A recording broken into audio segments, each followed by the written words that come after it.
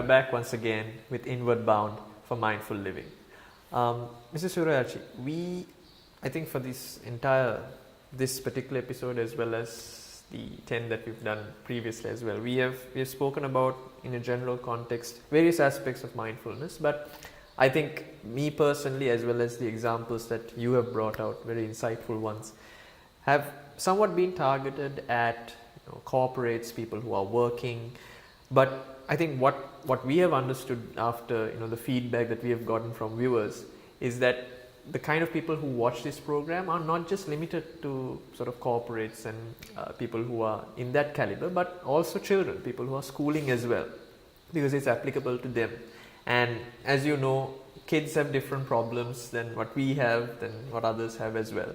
And I think a topic that's been discussed quite a lot worldwide as well as in Sri Lanka is this aspect of bullying, and how there's peer pressure, how people project negative things at children, and then on top of that, at such a young age, how do you react? Mindfulness, I think, has a lot that can be done in relation to that. Can you shed some light on it? Thanks for bringing up that aspect. I think it's very, very good. And in fact, there are some who have related similar things to me. Okay. Now, there was this incident, a situation where this young child, she's in a leading school in Sri Lanka, and she feels the rest of the class is kind of, ganging up to bring her morale down. Right, okay. Probably they think that she is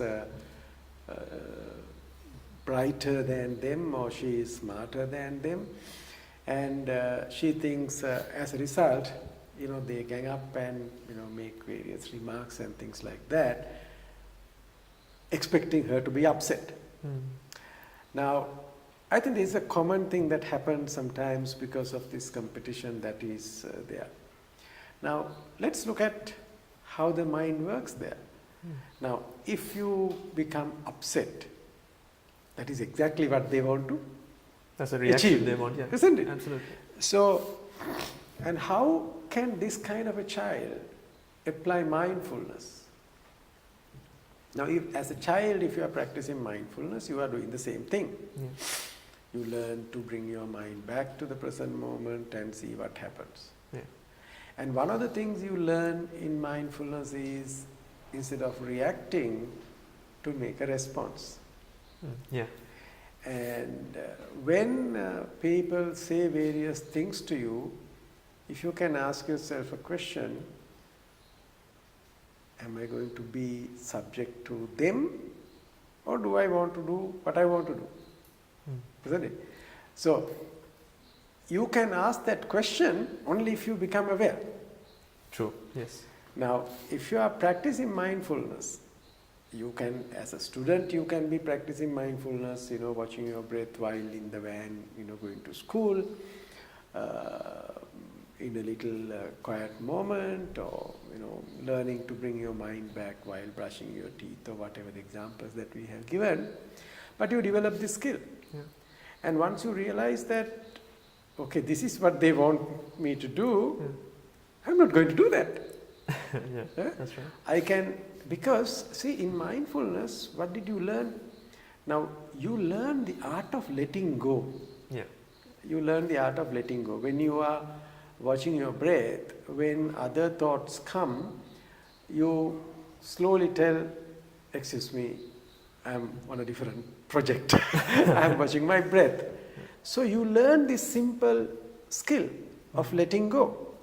So when your friends or classmates try to tell things hoping to get you upset, then you do exactly what you do when you are doing your breath, watching your breath. You let go without getting involved. Correct. I think if you just learn the skill of not getting involved unless you want to. Right, yeah. But it's by virtue of choice. It's exactly what you want to do. So I want to do more of this, then then when my mind goes away, I tell the mind, excuse me, you come back here, do this. Yeah, exactly. Right? You learn the mind to come back to where you want. At the same time, when you know that you are getting involved in things which are not productive, not necessary, which are harmful, which will make you unhappy, you tell, excuse me. I think in terms of that as well, Mr. Suraj, most of the time, I think people think that it's something which is subsisting. So someone is bullying you or someone is saying hateful things against you, and it's in that moment that you lose track of everything. But it's necessarily not, because if it's something that happens on a daily or a weekly basis, it becomes systemic. And because I know friends of mine during the time I was schooling who used to be bullied as well, and for them it comes to sometimes a point where they don't even want to frequent school in the first place. They don't want to face that. Yeah. So by sort of invoking these concepts of mindfulness, you are necessarily facing that problem as well, right? You are facing it, you understand this is happening, but you choose not to react to it in that way. I think the mindful response to this is far more stronger than fighting. Yeah. Because in fighting, you are working according to exactly on their script. True. You trigger the kind of behavior you want in the other person. Yeah. That is part of strategy. When Sun Tzu, the Chinese war philosopher, when he wrote the book War, How to Fight, and one of the things he says is, if a general is highly, if it is very proud, it is very easy to upset him. Right. All you have to say is something which hurts his ego. Then you get him on. Yeah. Yeah. Because that's part of your strategy. Correct. You want him to retaliate at the wrong time. Yeah. Huh? That's true.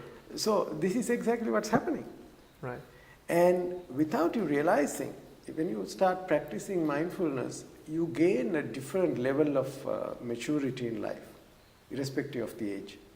And I think in terms of mindfulness, we tend to look at things very differently. So if I may ask you, if we turn the tables a bit and we look at it from the person who is actually doing the bullying or doing that, most often than not, I think research also has shown that it's because they have a systemic problem themselves. Yes. And they are insecure. So let's, for example, hypothetically assume that one of them is watching this show, watching this program, trying to figure out what's wrong with that person himself. What can he or she do to incorporate mindfulness? Remember, we discussed this last time. Why do I do this? Because if you are mindful, you can at least later ask yourself, why did I do that?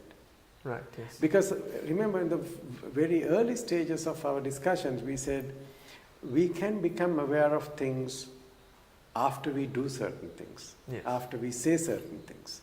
Or we can become aware of things just before we do something. True. Or while you are doing. Yeah.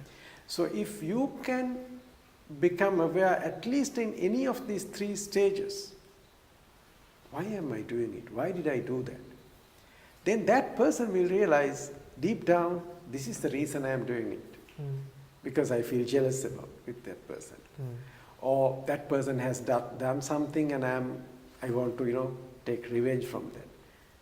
So it doesn't matter which side of the equation you are. If you start practicing mindfulness, you discover why you are doing things. So the final takeaway from it is there is always going to be a silver lining, no matter which side of the coin you are on. On either side, if you practice mindfulness, you win. And I think we had a very insightful session today. Thanks ever so much, Mr. Surya Arachi. So until next time, goodbye.